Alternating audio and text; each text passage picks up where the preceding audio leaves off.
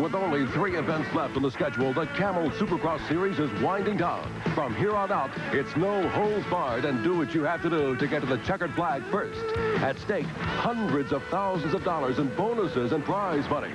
It's next on ESPN. Stay tuned for Supercross.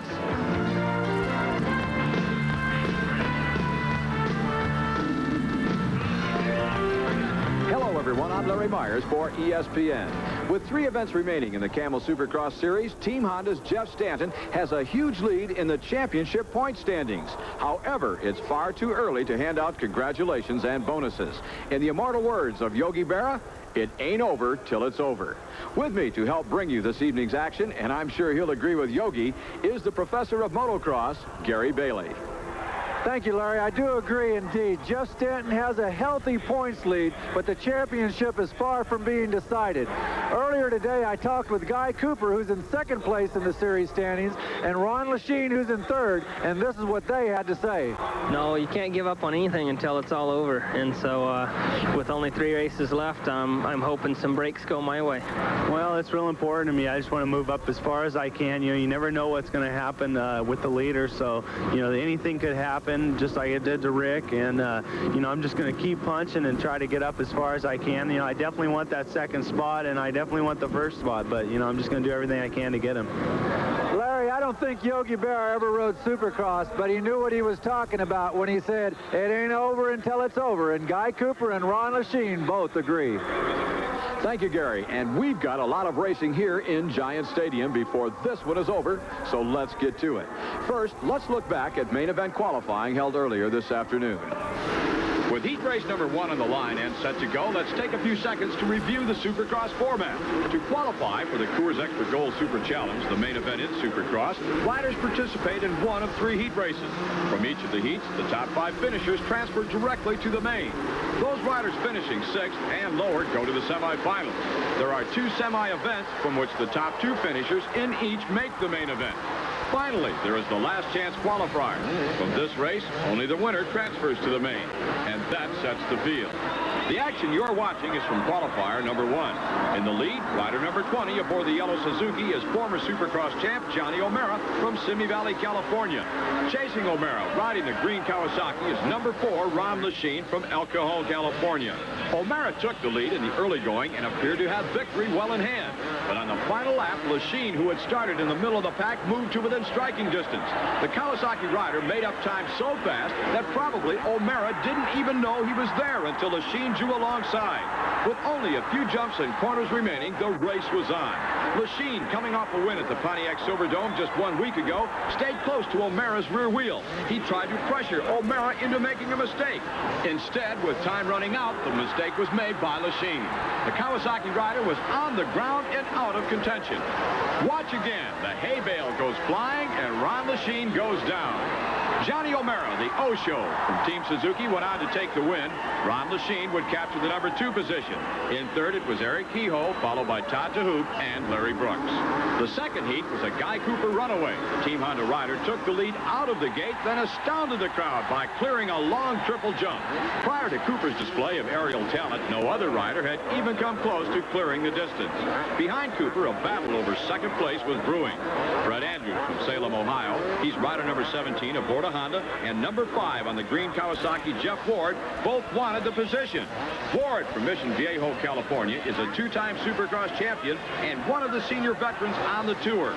Ward used his experience to take sole possession of 2nd place. At the opening Supercross event of the season at Anaheim Stadium, Ward injured his ankle. As a result, he missed the first 6 rounds of racing. Since coming back, the Kawasaki rider has made up for lost time by winning 3 events. After being passed by Ward, Andrews, number 17, probably thought he was in the clear for 3rd. Mike LaRocco from LaPorte, Indiana, thought otherwise. Avoiding problems like that one, LaRocco came from out of the middle of the pack to move to the front. At the first opportunity, LaRocco passed Andrews, and for all practical purposes, the first 5 positions were set. The win would go to Guy Cooper by a huge margin, with Jeff Ward of Team Kawasaki finishing 2nd. Mike LaRocco, Fred Andrews, and Mike Pasquarelli completed the qualifying list from heat number 2. Coming up, more heat race action and the main event. Stay tuned to ESPN. Meadowlands for Supercross. The action you're watching is from heat race number 3 held earlier today. Jeff Stanton, rider number 7 on the red Honda, has just passed Yamaha's Mickey Diamond to take over the heat race lead. Stanton is the championship series points leader. So far this year, the Sherwood, Michigan native has won 3 events and placed high in all the others. Mickey Diamond, on the other hand, missed the early part of the season due to injuries. He is getting stronger and faster every week, but by his own admission, has a long way to go. Behind Stanton and Diamond are George Holland, who is a teammate of race leader Stanton, and Sean Kalos, a teammate of second-place Diamond. Holland, though, was not content behind Diamond. On a fast left-hand corner, the Honda rider from Kerman, California, moved to the number 2 position. Sean Kalos, from the number 4 spot, watched that action and followed suit. He figured, why not? Kalos now is in position to challenge George Holland for the runner-up spot. The Yamaha rider did everything he could, but his effort fell short of his goal, and Kalos from Litchfield Park, Arizona, finished 3rd in the qualifying heat. Jeff Stanton, the leading points rider of the Camel Supercross Series, meanwhile was in front by a large margin. With that finish line cross-up, the Michigan rider took the win. And with that, qualifying for the upcoming main was over. There was, however, one other race held earlier today, the 125cc main event. Before we get to that, let's go to Gary Bailey. Larry, before we get to the 125cc race action, let's talk a little bit about the differences between a 125 and a 250cc motorcycle. With me to address that is George Holland, last year's 125 outdoor national champion and riding in the 250 class in the Supercross. George, what is the biggest difference in size of the motorcycles? Size is pretty close. The 250 is about 20 pounds heavier than the 125, and it's basically about it. Is the 250 much faster than the 125? Yeah, there's quite a bit of difference in power, but it seems like on some tracks the 125s are a little faster just because the bike's a little lighter, it handles a little better, and for a 125 you just need to keep your speed up through the corners and try not to brush off too much speed, and usually the lap times are pretty close. Now that we know a little bit more about the differences, let's take a look at earlier action from today. Thank you, Gary Bailey and George Holland. Heading into the 125 contest, only 3 points separated Damon Bradshaw in first place and Mike Kierdrowski in second in the race for the Eastern Regional title. With only one event remaining on the Eastern 125 schedule after the Meadowlands, it's no wonder expectations were high for a handlebar banging, go for broke Bradshaw-Kierdrowski shootout. Bradshaw, though, failed to cooperate. The Yamaha rider from Charlotte, North Carolina, took the lead right out of the starting gate, and while the rest of the field sorted themselves out, number 45, Bradshaw, ran away with the race. Mike Kierdrowski, number 762 on the red motorcycle, did not fare as well as Bradshaw on the start. As a result, while Bradshaw was making hay, Kierdrowski was caught up in traffic. Eventually, the Honda rider moved to 3rd behind Barry Karsten, number 38 on the yellow Suzuki. When Karsten left the door open on a right-hand turn, Kierdrowski went through and was in 2nd.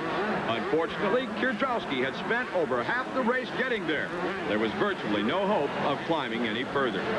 Bradshaw, coming off a pair of wins in the Pontiac Silverdome, would have to fall or suffer a mechanical problem for Kierdrowski to catch up, a situation that this late in the season would be very unlikely to happen. Knowing the championship was on the line, Bradshaw was riding a carefully calculated race. He was cautious in traffic and took no unnecessary chances.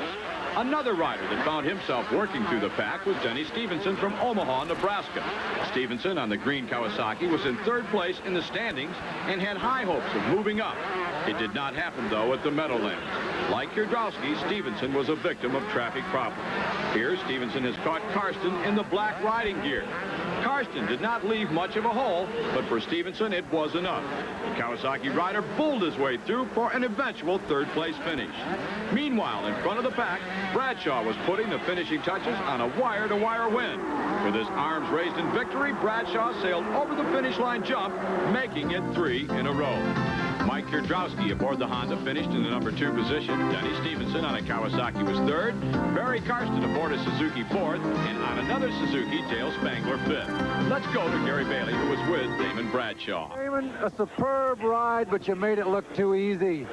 Yeah, I did. I just got off to a good start like I wanted to, and I really felt like I was riding so slow. I just couldn't, there's so many lap riders, and the track was kind of hard to pass on. But, I got the win, and I'm glad. One race to go in the series for the East Coast Championship. Your 6th points in the lead. Yeah, I feel really good about that. You know, I'm starting to get my lead back, but I won't think about that next week. I'll go in there with an open mind and hopefully come out with a win. I like to win the championship with a couple points lead. I don't like anything close. Congratulations. Another great ride, Damon. Thanks a lot. And that champagne shower ends the 125 main event. We'll be right back with more exciting Supercross.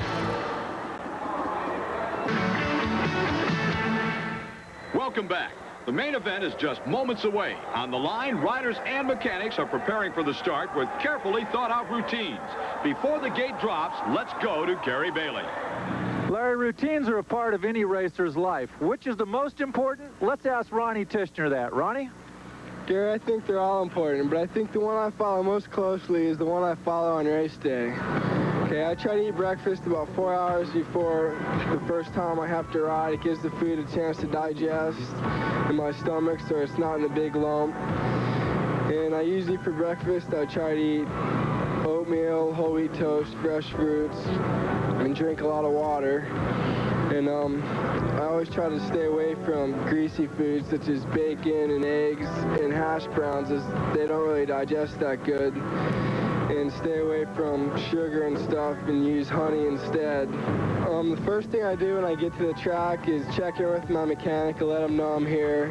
And then we discuss any questions we have, such as tire choice or any other questions about the bike. Before practice, I like to set all my riding gear out and make sure everything's perfect. I like to make sure all my tear-offs are in place and make sure that when I get back from practice, there'll be a clean set of clothes waiting for me to change into. And, you know, I make sure everything's right and I don't want to leave anything left to chance.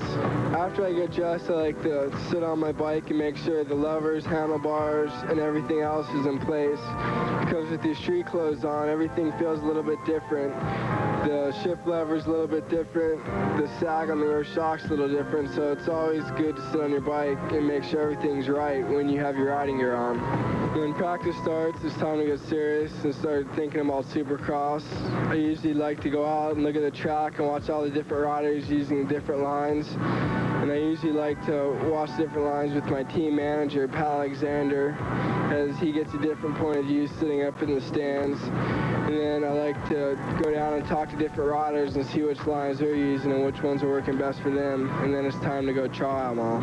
After practice, I come in and talk to my mechanic, Steve Tassinari. We discuss how the bike worked, how I looked in practice, and what lines I could use to go faster.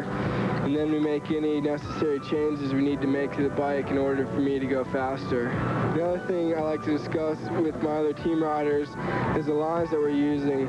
They tell me where they're going and I tell them where I'm going. It helps both of us and we can each go a little bit faster out there.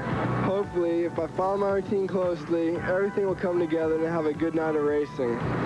To all of you racers out there, the important thing is to establish a routine and stick with it as closely as possible. And then nothing is left to chance, and all of the little things will be remembered. Well, let's hope that everything is remembered here in the Meadowlands at Giant Stadium, because we're just about to get underway with that main event. When that card goes sideways, it'll be the signal for the rider, and there it goes. It's the signal for the riders on the line to put their bikes in gear, to start revving the throttles. The gate will drop. It does, and they're off.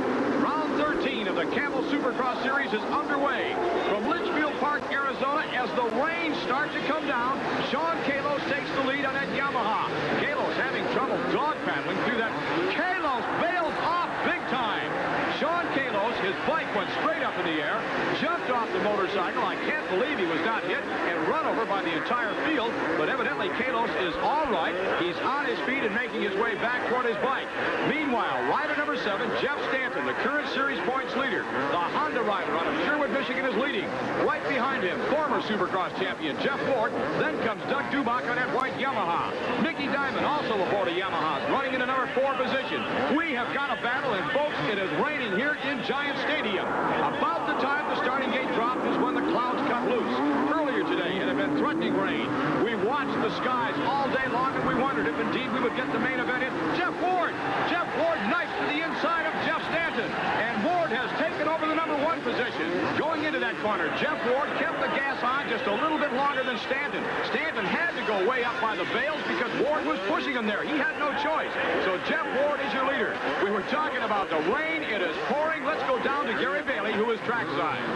Larry, the rain is coming down quite hard down here, but I'll tell you what, if you don't think Supercross is exciting, look at these people in the stands. There's not a person leaving. They're enjoying it. Now, there are some innovative folks. They're using the banners ripped off one of the walls as a makeshift raincoat. Back to the action as Jeff Ward is your leader, followed by Jeff Stanton. This track is getting wet. It's getting slippery. It could get downright muddy and nasty before this one's over. We'll just have to see. We'll be coming back with more Supercross action right after this. Stay with us. This is going to be interesting. At the Meadowlands, this is Supercross, round 13 of the Camel Series, the main event, and it is pouring here in New Jersey. Your leader is Jeff Ward on that green Kawasaki. The rider he just passed is a lap rider. That's Fred Andrews, and he goes down. He just slides out in this slippery mud. Now, rider number 7 is Jeff Stanton, the series points leader. Stanton is currently in second place in this race. It's the main event of round 13. It has been an exciting one. Stanton was the early leader. He was passed by Jeff Ward, then it started. Stanton is catching Ward. Ward has slowed way down. Ward is falling off the pace. I don't understand what is happening to Jeff Ward. He's looking down at the left side of his motorcycle. That's where the shift lever, the sprocket, is located. It could be that Ward has jammed the motorcycle into first gear, although I think if that were the case, he would be trying to bump it out with his foot. Ward has just slowed to almost a snail's pace. All of the back markers are going around him. Meanwhile, Jeff Stanton, rider number 7, the series points leader, has regained the number 1 spot. As I started to say, he was the early leader, and Ward passed him. Now, Stanton stayed well within striking distance of Ward, but it didn't look like he had a lot left. It didn't look like he'd really be able to catch Ward. Gary Bailey has worked his way up to Jeff Ward. Let's see what he has to say. What's the problem? I think the transmission went out. It's stuck in second gear, and it's chattering, so... The track, is it getting slick? Yeah, a little bit, but I liked it, you know. I felt good. I was pulling away, and he closed on me because I felt it chatter going to a couple triples, so I had to back it down, and then, you know, it just snapped, so it wasn't a good night. Sorry about it, but you were riding good. Indeed, he was riding good. Jeff Ward has ridden well all year when he's been running. As I told you earlier, Ward has won 3 main events this year, but missed 6 of the early rounds due to an ankle injury. He's going to miss the remainder of this one, this muddy one, here in the Meadowlands. Back to the action, and there's Jeff Stanton, rider number 7. Stanton is way out in front of the rest of the field. His battle with Jeff Ward on this muddy, slippery track carried the 2 of them well ahead of the pack. In fact, there is Johnny O'Mara, rider number 20, aboard that yellow Suzuki. O'Mara is in second place as the riders in front of O'Mara go down. That was Jeff Friz that triggered that crash. He was going slow. Doug Dubach piled into the rear end of Friz. Let's see if we can't see that again. We'll bring it up on a slow motion camera. Here it is. Friz was just slowing down through that rut, and Dubach had nowhere to go, plowed into the rear end of him. The tragedy would have been had O'Mara hit the 2 of them and gone down. Now, O'Mara does not have the secure, and Jeff Stanton goes down.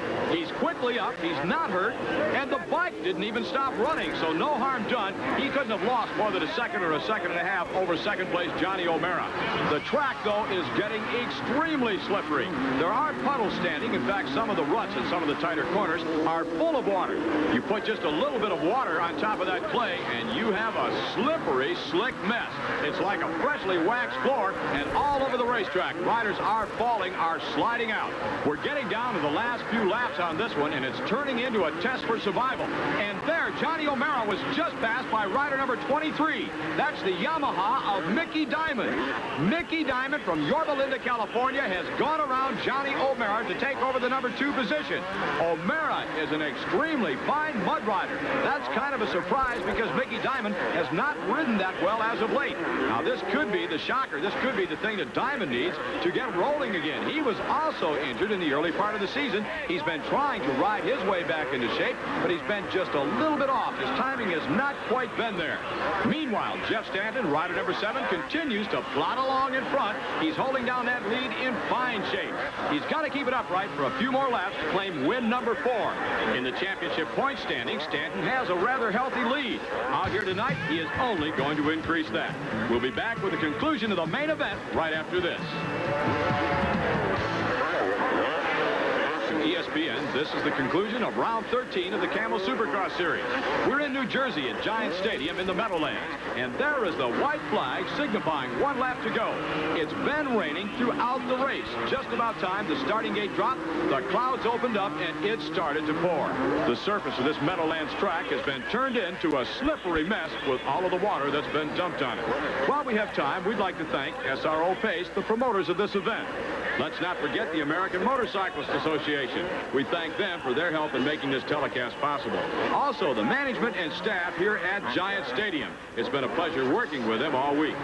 The rain, if anything, on this last lap is coming down even harder. I rather doubt, though, that it's bothering Mickey Diamond, rider number 23. He's holding down the number 2 position, and he's in the midst of his finest ride of the season. Jeff Stanton has only a couple of corners to go, a few more moguls, and he'll romp home the winner. It'll be his 4th win, as a matter of fact, of the Camel season. He'll pad that Camel Series points lead. And here's Stanton. There's a checkered flag, and an arm goes up in victory. What a ride, a muddy, slippery ride. And there's Mickey Diamond. He takes the checkered flag to take the number 2 position. And there's Johnny O'Mara right behind Diamond, rider number 20. O'Mara finished in that number 3 spot aboard the Suzuki. Finishing 4th, it was Guy Cooper aboard a Honda, and 5th, another Honda rider, Larry Ward. The next 5 looked like this. George Holland was 6th, followed by Doug Dubach, Mike LaRocco, Eric Kehoe, and Todd DeHoop. Let's go to Gary Bailey, who was with our winner, Jeff Stanton. Jeff, a little wet out there? Yeah, the rain started coming down right at time in the main event. Ward got a really good start. Something happened to his bike, I guess. He rode a good race while he was out there. And then it really started to downpour, and it got really, really slick, and I fell twice. It was amazing. It was a great ride. You told me earlier today, you said you've been practicing this week in the mud. You think it helped you a little? Yeah, I think it helped me a little bit. It was really slick, more slick than what I was used to riding at home, but the strong man survived, and I did it. And he did it in fine fashion, as Jeff Stanton will leave the Meadowlands with a 40-point lead in the standings over Guy Cooper. Ron Lachine is holding down the number 3 spot, followed by Johnny O'Mara in 4th, and a tie for 5th between Rick Johnson and Ron Tishner. In some forms of motorsports, rain is known as the great equalizer, and now you know why. It was tough out there tonight. However, we'd like to take you back in time to Atlanta, Georgia. The year is 1983. Now, this is what a really tough mud race looks like. At one point during the race, there were only 4 motorcycles moving on the track. The rest were either stuck or out of commission. Riding a Suzuki, Mark Barnett, the bomber, won that sloppy event. Meanwhile, back in Giant Stadium, the early report is Jeff Ward suffered a broken transmission. That opened the door for Jeff Stanton, who took the win and padded his already large points lead. The Supercross Tour now heads for Oklahoma City, then to the season finale, the Coliseum in Los Angeles. We'll have all of that action right here on ESPN. For Gary Bailey, I'm Larry Myers. So long until next week.